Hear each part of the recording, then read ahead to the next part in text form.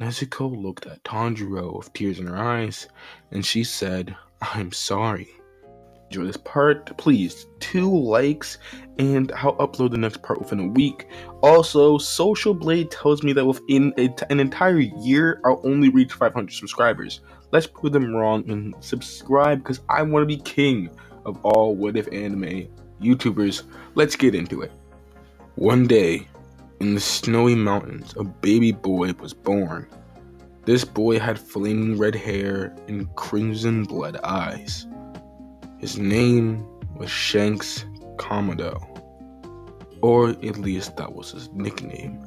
His real name was Tanjiro, but he gained the nickname Shanks after killing his first demon.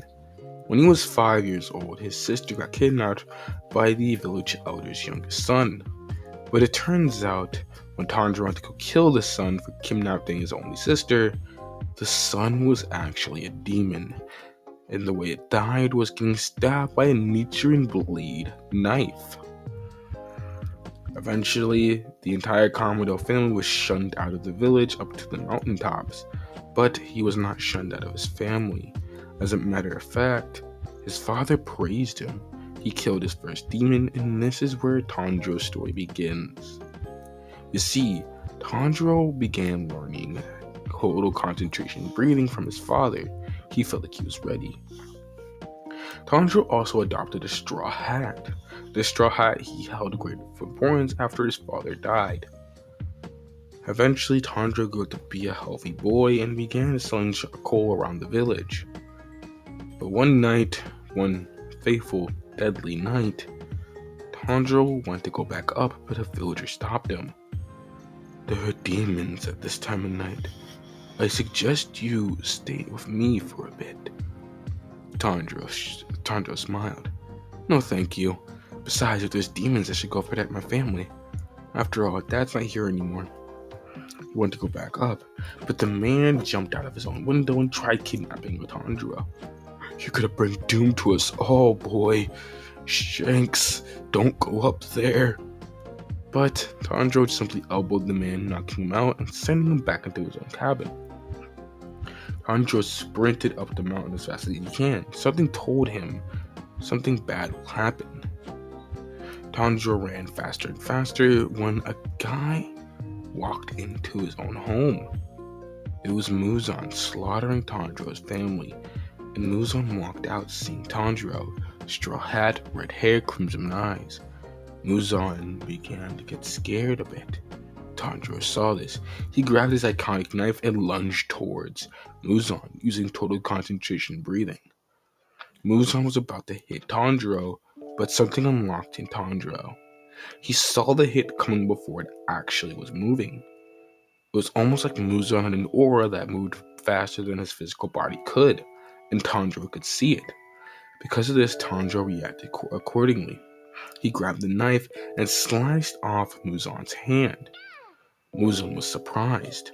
He could see his move before it moved. He doesn't understand. Tanjiro looks back and he sees words appear in front of him. As Muzan began to say those very words, Tanjiro read it aloud. "Wow, boy, you're strong," they both say at the same time, which creeped Muzan out. Muzan in his head, "Not again, not again. It took me 500 years to reassemble because of that asshole. Not again." As he lunged towards Tanjiro once more, Tanjiro went to block with his fist, but something was going on. Muzan couldn't slice through Tanjiro's skin. It was almost like his skin was iron. Tanjiro would then parry Muzan's hit and slice open Muzan's belly, assuming Muzan was a normal person. Tanjiro would turn around and notice Muzan's belly get sucked back into his own body. Muzan looked at Tanjiro. "Just dumb luck. But it could be that I'm getting dumb luck right now." Muzan would disappear. As Muzan commented to himself, "I've been getting too much weaker. I need to make more demons. How long has it been since maybe my subordinates have been doing me well lately." As Tanjiro would go into his own cabin and see his entire family dead, except for one. Nezuko was still moving, and Tanjiro went to go confront Nezuko and give her a hug, but this is when Nezuko scratched out Tanjiro's eye and gave him 3 claw marks around his left eye. Tanjiro saw Nezuko's aura before her physical body committed to the move. Tanjiro would slash Nezuko's hand out of reaction, but didn't mean to. Nezuko would tackle Tanjiro outside the building, and this is when Tanjiro and Nezuko began confronting into a fight. Tanjiro would try and defend himself, but Nezuko kept on using relentless hits. This went on all night until the morning came up and killed Nezuko. Nezuko looked at Tanjiro with tears in her eyes, and she said, "I'm sorry." Tanjiro would notice Nezuko burning, and he'd realize what's going on. Nezuko asked Tanjiro to give her a painless death. As Tanjiro, before the flames could connect to Nezuko's neck, would chop off her neck to make it go faster. Nezuko smiled as she died. Tanjiro began to cry. He just killed his own sister and does not know what to do. Tanjiro walked down the mountain, distraught. Not knowing what he can do, he was going to go to a place where he can be quiet, alone, away from the other dead family members, and he could commit seppuku. But he has no one to do it for him, so he has to die a painful death. Until he bumps into a man. Tanjiro looked into this man's eyes and realized how calm they were. He remembered something his father said. Once you look into a man's eyes, you realize their intention, their soul. Tanjiro looked into this man's eyes and realized something. His soul is lifeless and calm like a still water, just like his. The man looked at Tanjiro with a cold voice. "Have you seen a demon around here lately?" Tanjiro responded. "Yes, I confronted him." As Giyu would then introduce himself. "And Giyu Tomioka, if you're saying it's true, you have to come with me." As Tanjiro nodded, Giyu would motion to follow him. They'd actually walk up until the Demon Slayer headquarters, where a Hashira meeting happens to be taking place. As then a guy with silver hair would ask what Giyu was doing with that little boy. But Giyu would state that he has to talk to the sensei for something that's above the matter. Sensei would look at Tanjiro and his eyes would widen. "The great Shanks. I knew you'd come back one day, but then again, my family doesn't really believe in reincarnation." As Tanjiro would ask, "How do you know my nickname?" As Kaguya would then explain himself. "Oh, my bad. You don't know about that yet." "Guys, this is Tanjiro Kamado, aka Shanks. As a matter of fact, I knew this boy was going to come here, and I'm very glad he did at this time." As Giyu would kneel down, Kaguya would actually put his hands on Tanjiro's shoulder and show him to the entire Hashira. As a guy with silver hair would look at Tanjiro. "He doesn't seem that important to me. Not flashy enough. Maybe if he grew older." A girl with pink hair would then comment, "He looks kinda cute with that straw hat. Wait, how old is he again?" As then everybody would comment on the whole Shanks thing for a second and ask why Giyu took him. Giyu stated that Giyu would ask Kaguya, "I thought you said Muzan was going to be at this boy's house. How is he alive?" As Kaguya would explain, "I sensed Muzan was going to go to this boy's house, but I also sensed something else." Kaguya would look at Tanjiro. He looks much like him in every depiction, in every book.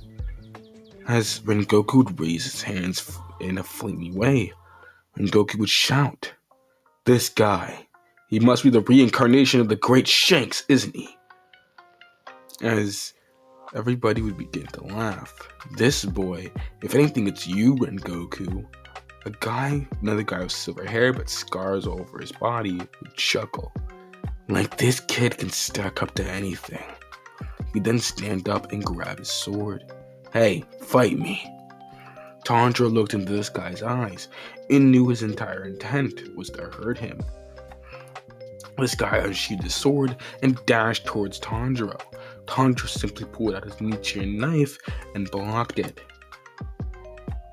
As he realized how strong a 13-year-old boy like this really is, he was surprised.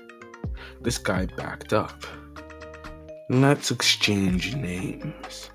I'm Saname. Yours? As Tanjiro would reply, my name is Shanks. It's my nickname. Saname would ask, how'd you get a nickname like that? As Tanjiro would state, it's how I killed my first demon. I shanked him to death with this very blade.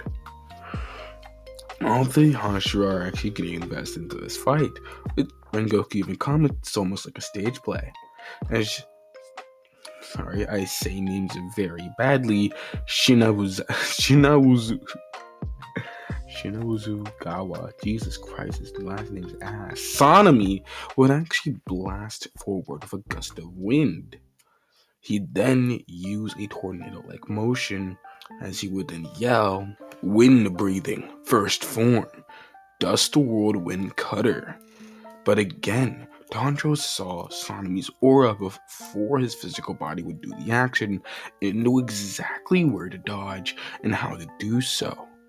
As he did that, Tanjiro also blocked Sanami's blade, envisioning black lightning coming from his blade even though it wasn't there.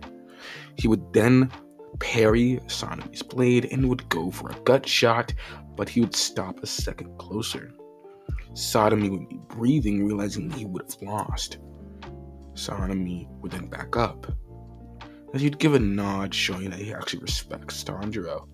As when Goku would ask what type of breathing style was that, Tanjiro had to think, as he would then state, conqueror's breathing. As Rengoku would smile, and then Tengen would comment, flashy name, although it makes no sense to me.